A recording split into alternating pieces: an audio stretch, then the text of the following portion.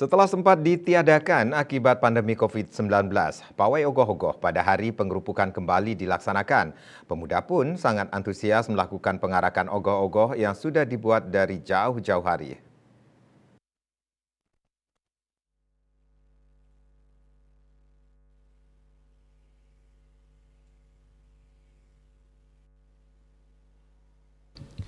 Ratusan pemuda di Banjar Adat Babakan, Desa Sambangan, Kecamatan Sukasada terlihat sangat antusias menyambut malam pengerupukan sejak sore hari.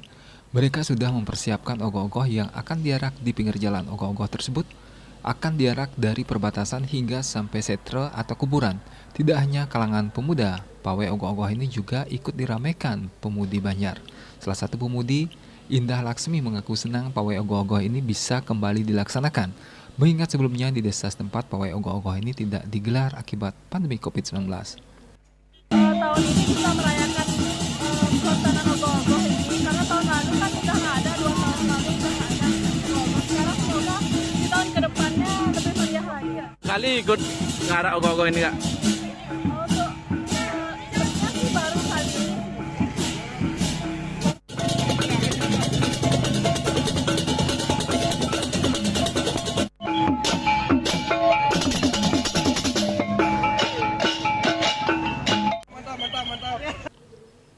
Sementara perbekal Desa Sambangan, Nyoman Sudarsana, mengatakan di Desa Sambangan ada 19 ogoh-ogoh yang dibuat oleh pemuda. Jumlah ini menurutnya cukup banyak bahkan bila dibandingkan sebelum pandemi.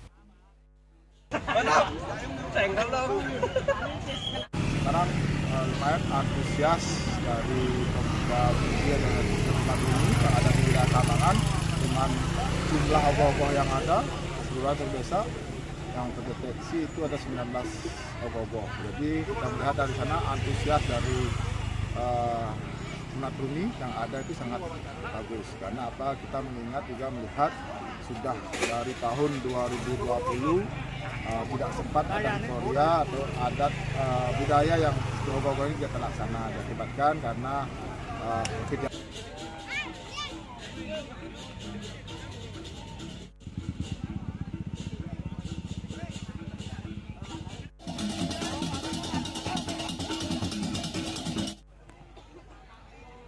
Pawai ogoh-ogoh ini dijaga ketat oleh pecalang, linmas, hingga kepolisian yang ikut mengamankan.